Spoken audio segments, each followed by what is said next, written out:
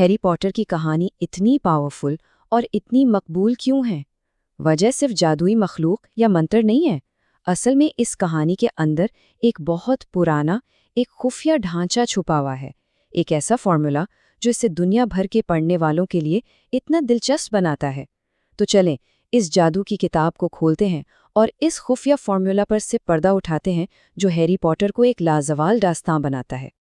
دنیا کی زیادہ تر مشہور کہانیاں آپ دیکھیں ایک ہی خفیہ فارمولے پر چلتی ہیں، ایک پیٹرن جسے کہتے ہیں دی ہیروز جرنی، یعنی ہیرو کا سفر، اور ہیری پوٹر اس کی ایک بہترین مثال ہے۔ یہ سفر ایک بالکل عام سی دنیا سے شروع ہوتا ہے، ہیرو کو غیر معمولی چیلنجز سے گزارتا ہے اور پھر واپس اسی دنیا میں لے آتا ہے، لیکن ایک بدلے ہوئے انسان کے طور پر۔ ہر عظیم سفر کی شروعات ایک عام اور اکثر کافی ناخوشگوار دنیا سے ہوتی ہے۔ ہیری کے لیے یہ دنیا سیڑھیوں کے نیچے بنی ایک الماری تھی، نمبر 4 پرائیویٹ ڈرائیو پر۔ ہیری کی زندگی اسی ایک تضاد پر، اسی کنٹراسٹ پر ٹکی ہوئی تھی۔ ایک طرف اس کی تلخ حقیقت تھی جہاں وہ سیڑھیوں کے نیچے رہتا تھا، اور دوسری طرف ایک ایسی پہچان تھی جس کے بارے میں اسے خود بھی نہیں پتا تھا، وہ لڑکا جو زندہ بچ گیا۔ یہی تضاد اس کے سفر کی بنیاد بنتا ہے۔ اور پھر ایک دن تقدیر دروازے پر دستک دیتی ہے۔ یہ بلاوا ہیرو کو اس کی جانی پہچانی دنیا سے کھینچ کر ایک انجان سفر پر لے جاتا ہے، ایک ایسی جگہ جہاں خزانے بھی ہیں اور خطرات بھی۔ کہانی کا اصل آغاز یہیں سے ہوتا ہے۔ جب ڈرسلی فیملی ہیری کے لیے آنے والے سینکڑوں خطوط سے بچنے کے لیے بھاگتی ہے تو یہ بلاوا خود چل کر اس تک پہنچ جاتا ہے۔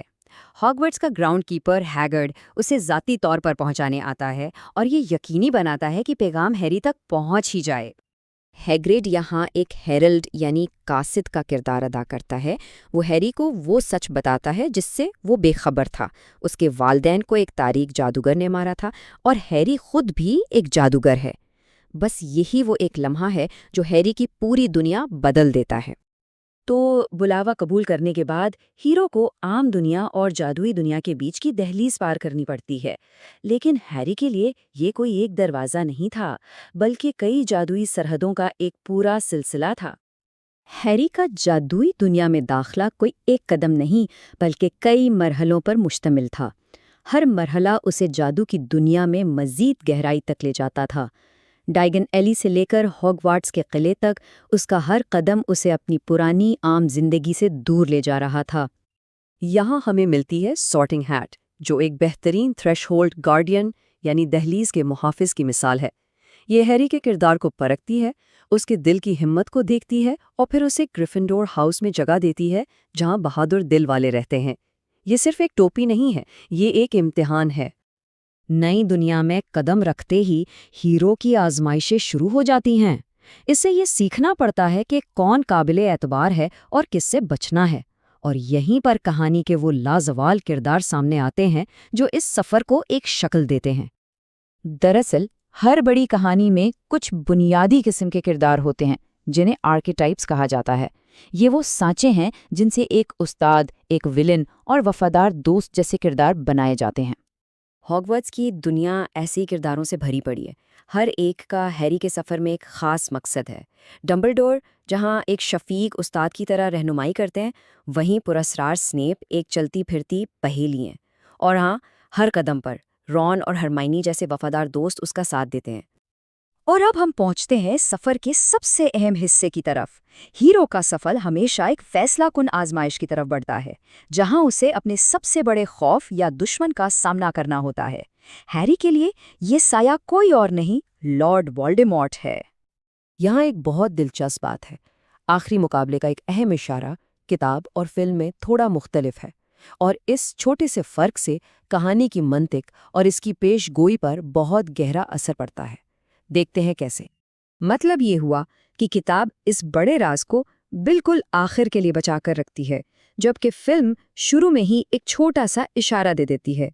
یہ ایک معمولی سا فرق ہے، لیکن یہ ہمیں بتاتا ہے کہ ایک ہی کہانی کو مختلف میڈیمز میں کیسے الگ الگ طریقوں سے پیش کیا جاتا ہے۔ اور پھر کلائمیکس میں جب کوئرل حملہ کرتا ہے تو ہیری کے چھونے پر اس کی جلد جل کر راکھ ہونے لگتی ہے۔ یہ وہ لمحہ ہے جہاں ایک طاقتور چھپا ہوا جادو سامنے آتا ہے اور یہیں ہیری کی اصل طاقت ظاہر ہوتی ہے۔ تو आजमाइश में कामयाब होने के बाद हीरो एक इनाम के साथ वापस लौटता है, एक ऐसा आबे हयात जो उसकी दुनिया को बदल सकता है। लेकिन ये आबे हयात हमेशा कोई जादुई चीज़ नहीं होती, बल्कि अक्सर ये एक सबक या हिकमत की शक्ल में होता है। हैरी फिलोसोफर स्टोन को तो बचा लेता है, लेकिन असल आबे हयात, असल खजाना जिसके साथ वो वापस आता है, वो मोहब्बत और कुर्बानी की गहरी समझ है। यही वो इल्म है जो उसे आगे चलकर वोल्डेमॉर्ट के खिलाफ उसकी सबसे बड़ी ताकत देता है। और यहीं आकर कहानी का सबसे गहरा राज खुलता है। सबसे ताकतवर जादू कोई मंत्र नहीं, बल्कि उसकी माँ की मोहब्बत से पैदा होने वाला तहफ़्फ़ुज़ है। यही इस पूरी दास्तान का दिल है कि मोहब्बत हर ताकत से बढ़कर है।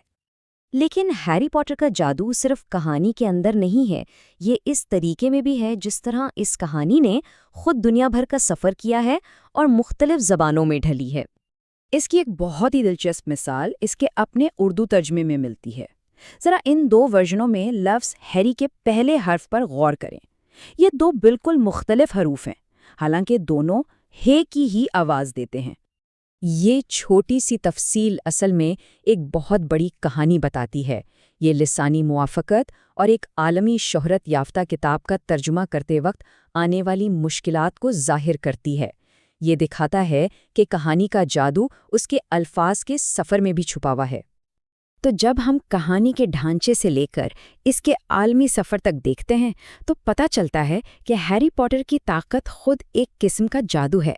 ये हमें याद दिलाता है कि अजीम कहानियाँ सरहदों और ज़बानों की कैद से आज़ाद होती हैं और हर बार जब हम उन्हें पढ़ते हैं तो हमें कुछ नया सिखा जाती हैं।